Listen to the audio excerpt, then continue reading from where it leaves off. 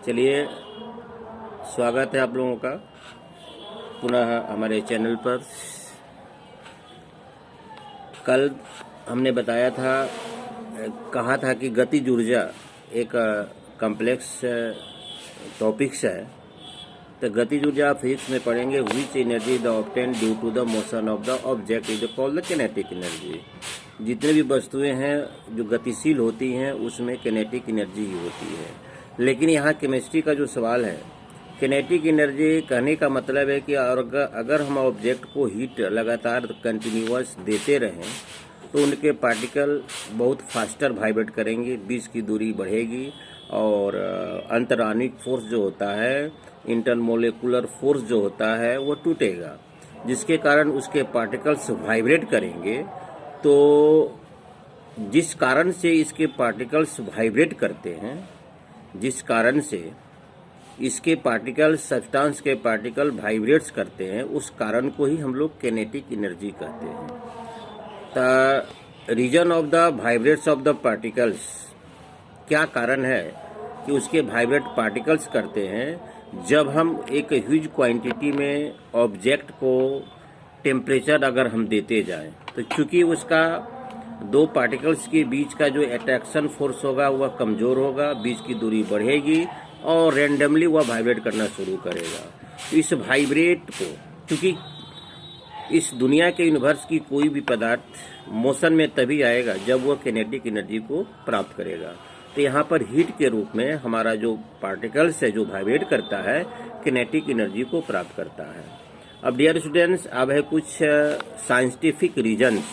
Give reason, आपको reason देना है। सबसे पहले a gas fills completely the vessels in the which is the capped. Gas पूरी तरह उस बर्तन को भर देती है जिसमें इसे रखते हैं। तो डियर स्टूडेंट्स, आपको पता है कि attraction force between the two particles of the gas is the very weak and the space is the very large. चूंकि गैसों की दो पार्टिकल्स के बीच का जो डिस्टेंस होता है, स्पेस होता है, बहुत ज़्यादा होता है और अट्रैक्शन फोर्स बहुत कमज़ोर होता है, जिसके कारण इसके जो पार्टिकल्स होते हैं वह रेंडमली जहाँ तहाँ वाइब्रेट्स करते रहते हैं। इसलिए गैस का न तो साइज फिक्स होता है न उसका वॉल्यूम फिक्स होता है। जिस बर्तन में रखेंगे उसका वह स्वरूप, उसका वह वॉल्यूम प्राप्त कर लेता है। यही कारण है कि ये gas fills the completely the vessels in which is the capped. दूसरा रीजन हमारा है, रीजन देना है कि a gas exert pressure on the walls of the container. तो डियर स्टूडेंट्स, गैस को जिस बर्तन में हम भरते हैं उस बर्तन के, उस कंटेनर के दीवारों पर क्या करती है, टक्कर लगाती है, दबाव डालती है, फोर्स एक्सर्ट करती है। इसका मतलब ये हुआ कि गैस के जो पार्टिकल्स होते हैं फास्टली वाइब्रेट करते हैं और फास्टली वाइब्रेट करने के कारण अणुओं की गति जो होती है रैपिड, तेज हो जाती है और तेज हो जाने के बाद उसका वॉल्यूम भी बढ़ता है, उसका वाइब्रेशन का स्पीड भी बढ़ता है, जिसके कारण वह गैस कंटेनर के चारों दीवारों पर चारों तरफ से दीवारों पर एक फोर्स इंजर्ट करती है, दबाव डालती है। गैस सभी दिशाओं में बराबर दबाव डालती है। यही कारण है कि a gas the exerts pressure on the walls of the container. Dear student, तीसरा रीजन है लकड़ी की मेज ठोस कहलाती है। क्यों? तो सबसे पहले सॉलिड हम जानते हैं कि particles attraction force of the between two particles of the solid is the very strong and the space is the very minimum. Solid के दो पार्टिकल के बीच की दूरी बहुत कम होती है और उसके अट्रैक्शन फोर्स भी काफी मजबूत होते हैं। अट्रैक्शन फोर्स काफी मजबूत होने के कारण, अंतराण्विक बल मजबूत होने के कारण और बीच की दूरी कम होने के कारण वह सॉलिड फॉर्म में आ जाता है, वह लकड़ी सॉलिड फॉर्म में आ जाता है। इसलिए we can say that the wooden tables should be the called the solid. चौथा हमारा रीजन है हवा में हम आसानी से अपने हाथ चला सकते हैं, लेकिन एक ठोस लकड़ी के टुकड़े में हाथ में हाथ चलाने के लिए हमें कराटे में दक्ष होना पड़ेगा।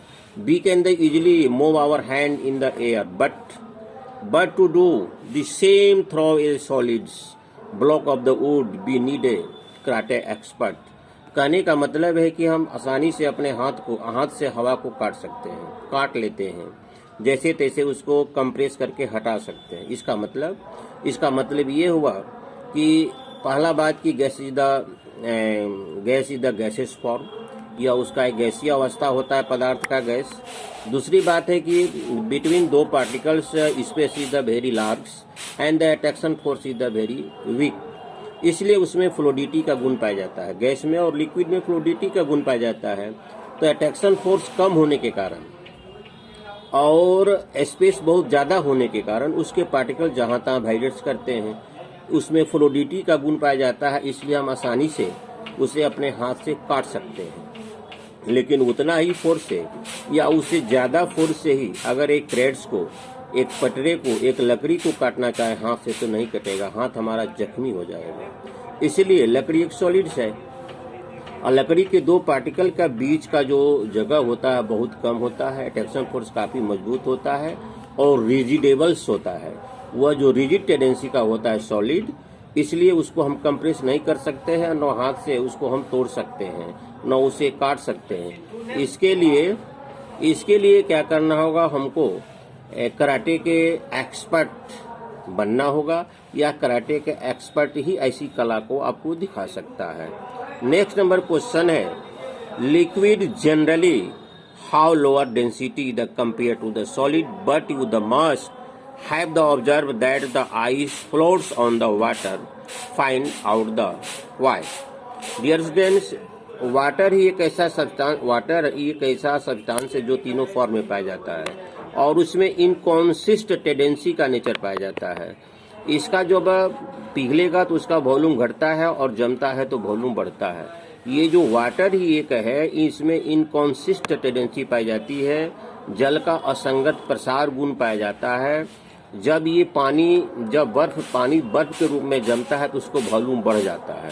अब वॉल्यूम बढ़ जाने के बाद वह अपने वॉल्यूम के बराबर पानी को डिस्प्लेसमेंट कर देता है, अपने वॉल्यूम के बराबर पानी को डिस्प्लेसमेंट कर देता है, जिसके कारण वह पानी के ऊपर आसानी से तैरता है। और दुनिया के सारे पदार्थ प्रायः पिघलते हैं तो वॉल्यूम बढ़ता है और जमते हैं तो उसका आयतन घटता है, लेकिन पानी एक ऐसा सब्सटेंस है जिसमें जमने के बाद उसका वॉल्यूम बढ़ेगा। यही कारण है कि बर्फ के जो टुकड़े होते हैं उनका आयतन बढ़ जाता है पानी के बनिस्बत, और जिसके कारण अपने आयतन के बराबर, अपने वॉल्यूम के बराबर पानी को डिस्प्लेसमेंट कर देते हैं। यही कारण है कि बर्फ के टुकड़े आसानी से तैरते हैं।